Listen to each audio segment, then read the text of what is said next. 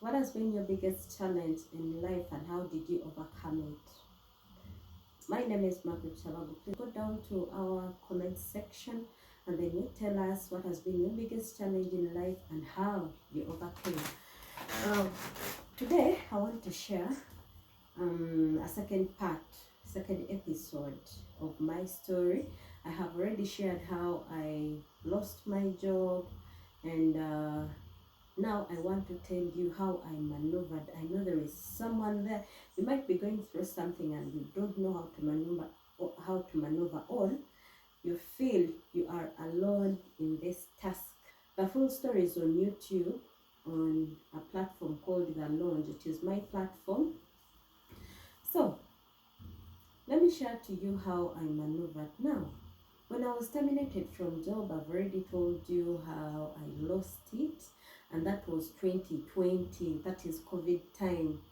Uh, During that time, really life was tricky when you don't have a job or when you don't have a source of living. Life was tricky, but to my advantage, I had established a business while I was still working. So, and during now the business was cosmetics, hair additions for women, and later on I had put in a salon, and the salon had also makeup and all that. But remember, in 2020, salons were not allowed to open.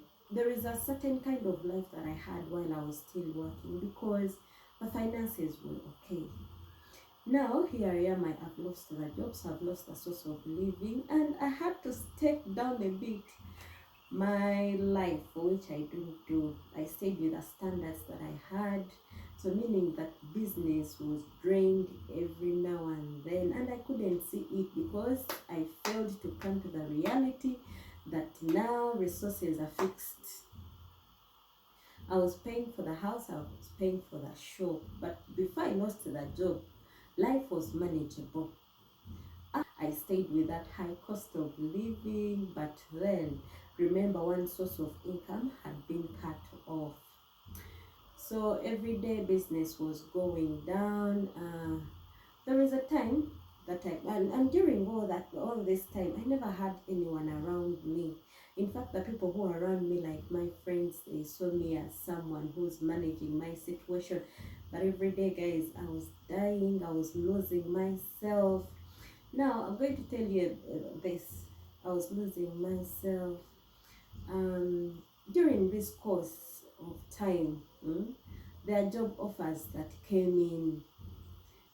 I promised myself never to work for someone.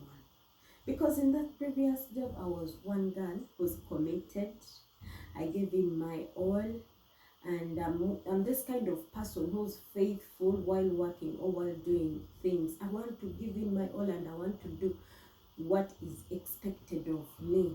So one time I wake up and they are terminating me. It really threw me down. It destroyed my self-esteem. It was unstable. So in the due course of that time, my father was around, though I wasn't comfortable to tell him what is really going on with my life. Because if I had told him, Dad, I'm dying every day, business is not working well, Dad, I'm dying every day, business is not working well, I need your financial support. He was there emotionally and every other, and he could ask me, are you okay? And sometimes he could send me some money, but not the much that I needed. But there is no way I could tell him, Dad, finances are really trying me, because he would have asked me to go back home. That I didn't want, because I had some siblings at home. So how someone who was doing okay, and remember, I wasn't at peace with them. So how am I going to live with them there? I really tried my life out this way. Now, since I felt deserted and left and everything, remember even the bitterness that I got from losing that job, I really felt so down. So what happened? I get a child in the midst of all that craziness. How I came to that decision, I felt like maybe let me get something that I truly own, that no one is going to come up one day and then say this is mine, this belongs to me, or your time with this is done. That is how I decided to get a child. So I got a child, and I remember my finances were still going down. I got my baby, and someone could say that amid these problems, you've added on another problem, being pregnant. The truth is, while I was getting this, while I got pregnant of my baby, I never saw how heavy finances are taking their toll on me, because even I reached a time when I couldn't afford the house. But something about this house, these rentals, the landlord wasn't okay. The landlord was understanding, because in the time when I had my job, I could give him sometimes 3 months ahead, sometimes 5, like that.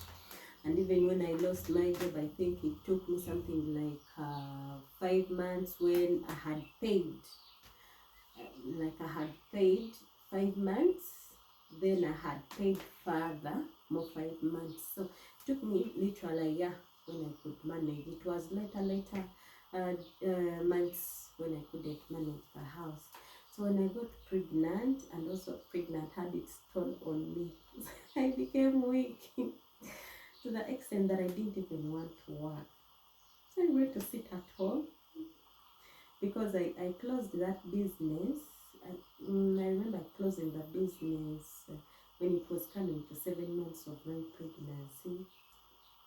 Now, because why I had to go and sit down, because also the pregnancy was going through a lot. My depression, my anxiety, feeling alone and deserted, feeling unwanted. So it was all it was also felt by the pregnancy. So the pregnancy disturbed me. It really disturbed me through. But all I was, and let me tell you something. Someone could say that during such a time, that is when you look for churches. No. During such a time, that is when you look for God, not churches. So during such a time, it was me and the Holy Spirit. Every bit of life, every bit of life, it was me and the Holy Spirit. That time I really felt His presence like never before, because we communicated at a very personal level. During that time, that is when you get more spiritual. I'm not saying that you go and look for churches, and I'm not saying that churches are bad, but this is the time when you need your personal relationship with the one that you worship. And indeed, I really saw the Holy Spirit come through for me, because my father is someone who doesn't tolerate certain mistakes. And during that time, my siblings expected daddy to really be hard on me. And me, I never expected him to be around. I never expected his help, because daddy is too principled. Darling, daddy is too principled. Daddy doesn't understand things like, you've studied, you've not been a teenage mother. You've gone through school, you didn't get pregnant. Then how can you do that mistake after you've studied? Then you're working and then you do such a mistake, getting pregnant. You've not gone through the right processes of bringing the man at home, introducing, get married, then start family. So I didn't expect daddy to be there for me. In fact, I thought he was going to be there. To my advantage, he was there through it all.